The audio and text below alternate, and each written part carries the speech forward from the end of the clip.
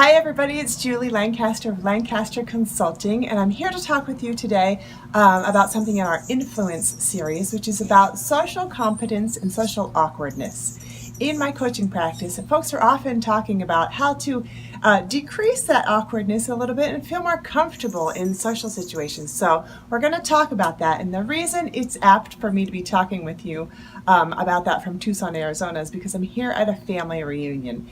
And we might think about family reunions, networking events, 4th of July barbecues, happy hours with your colleagues, any of those kinds of situations that these 6 tips that I'm going to share with you could be helpful for. So the first one is the prep work. I want you to think about before the event. Sometimes if we're thinking we may be feeling a little bit awkward, we have a sense of dread or a sense of anticipatory anxiety before an event. So I want you to try a couple of things. 1, exercise. Get your endorphins flowing. That feel-good stuff happening within your body, as well as give yourself a little bit of positive self-talk, because what we know is that presence really impacts your magnetism, if you will. It impacts your body language because it impacts your confidence. So that's part of the prep work. The other part is think about what you might enjoy doing at the event. Maybe there's a particular person that you want to connect with. Maybe there's a particular topic that you want to talk with somebody about. Make it worth your while. If you tend to feel awkward at these events, sometimes it's because you hate small talk. So figure out how to make it somehow enjoyable when you're thinking about it ahead of time. The second is, this is probably my favorite activity, if you will, although I never call it an activity. It's asking for an update. It's simple and elegant, and it goes like this. Hey, we haven't seen each other for a while. Do you mind giving me just the 2-minute update about what's going on in your life? Because then I'd love to find out a little bit more. But first, just give me kind of the overview. That works if it's in a one-on-one with somebody, or even a group up to, let's say, 6 people, whereas you have the opportunity to hear about each person's life. I like this for so many reasons. 1, some folks are not all that skilled or comfortable with asking questions, so it gives them some grace, right?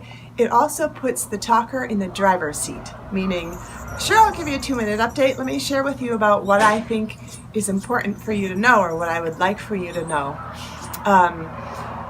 Sometimes people interpret the lack of question asking as, oh, that person doesn't care about me. That person's not interested. And it's usually not that at all. They're nervous that they're not going to remember the important things in your life that you shared last time, and they're not exactly sure what to ask. So this gives you lots of fodder for continued conversation throughout the day or the weekend. Okay, the third is figure out how to have more one-on-ones. If we're sitting in a group of 6 or even 10 people, it's hard to have really quality conversation. If you are more of an introverted personality, you tend to enjoy more of the one-on-ones. So this is how you might do that. Place yourself well. Of course, you can go up to somebody and start having a conversation, but strategic location can matter. So think about it. You might want to place yourself, sit down near the food, near the drink cooler. If there are a bunch of kids there, near where the parents congregate beside the kids' activity, on the side of the pool, if there's a pool there, that kind of thing. The other thing is, if you see somebody else who you think might be feeling awkward or is not necessarily being included, seek them out. Go and sit where they're sitting. So that's part of it, figuring out how to have one-on-ones. Then the fourth one is do something that you enjoy while you're there. If you might start a frisbee game, you might shoot some pool, something like that, for 3 different reasons. 1, it gets you out of your head, where you're not feeling hopefully as awkward anymore. 2, if you are happy or enjoying yourself, people are drawn to that. And 3, it gives other people the opportunity to be included and join in something.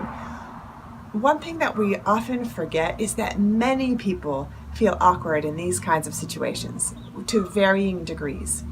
sometimes we think we're the only ones. Like, why is everybody else so skilled at this or really enjoys it? But help others. So that's a way to do that.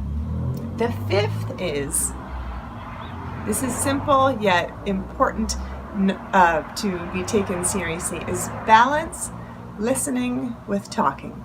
All of us tend to know if we're a little more comfortable with talking or listening. If you are a talker, ask questions, listen. As simple as that, right? People will start to steer clear of you if you're always just monologuing at them or just talking at them. If you tend to be more of a listener, also make that 50-50. Talk about, you talk about half the time as well. We want this to be natural and comfortable, but have that as a goal, meaning it's okay to talk about yourself even if questions haven't been asked. Actually, that sometimes gives the other person a bit of grace because then you're giving a topic for the conversation. So don't be afraid to share in that way. We also want to remember that the goal of these kinds of communications is depth and connection, all the while being genuine. It's never feigned caring or that kind of thing. An interesting bit of research is that when they're looking at likability of people, one of the absolute top qualities of likability is authenticity. So we want to be ourselves. And the last, and this is my other second favorite to do, is pose a question. What's something you'd like input on?